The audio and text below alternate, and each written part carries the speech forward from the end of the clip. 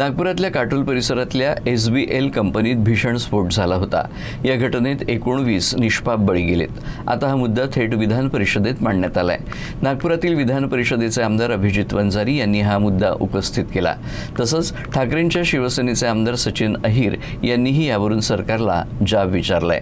मुख्यमंत्री देवेंद्र फडणवीस यांनी या संपूर्ण प्रकरणाची माहिती देत कारवाईबाबत स्पष्टीकरणही दिलं आहे। प्रश्न हा उद्भवतो की त्या पेसोची जी काही गाईडलाईन आहे त्या संदर्भामध्ये तशा पद्धतीच्या सुरक्षा किट असतील, त्यांनी वापरण्याचे जे काही बाकीचे ते सगळे मशिनरीज असतील, या संदर्भामध्ये हलगर्जीपणा मोठ्या प्रमाणामध्ये दिसून येत आहे।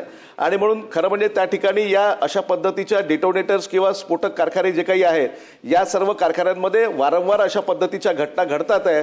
म्हणून कायमस्वरूपी प्रत्येक कंपनीमध्ये ॲम्ब्युलन्स असणं सुद्धा अत्यंत गरजेचं आहे। कारण त्या ठिकाणी सकाळी जेव्हा ती घटना घडली ते ॲम्ब्युलन्स यायला सुद्धा उशीर झाला आणि त्याच्यामुळे सुद्धा मोठ्या प्रमाणामध्ये जीवितहानी त्या ठिकाणी झालेली आहे।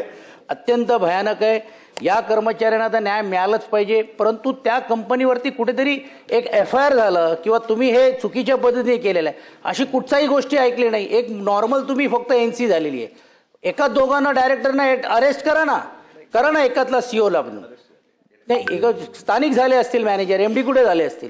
म्हणून सभापती महोदय, ही लिस्टेड कंपनी आहे, ह्याचा परिणाम ते जे असलेले गुंतवणूक करणारे लोक ह्याच्यावर पण होणार आहे। म्हणून सभापती महोदय, या प्रश्नाचा गांभीर्य आपण घ्यावी। जेवढे गंभीर कलम लावता येतील ते सगळे कलम लावून आपण FIR दाखल केलेला आहे। कारण काही गोष्टींचा निग्लिजन्स हा आपल्याला त्या ठिकाणी पाहायला मिळाला।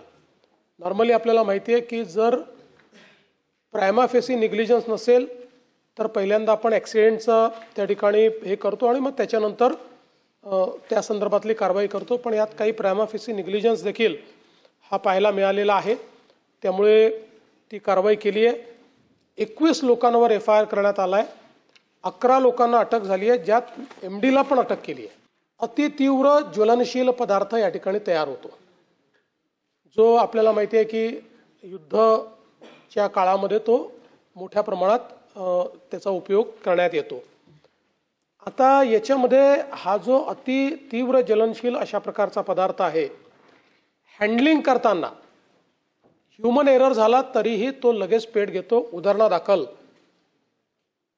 थोडा हातून सुटला आणि खाली पडला तरी तो पेट घेतो।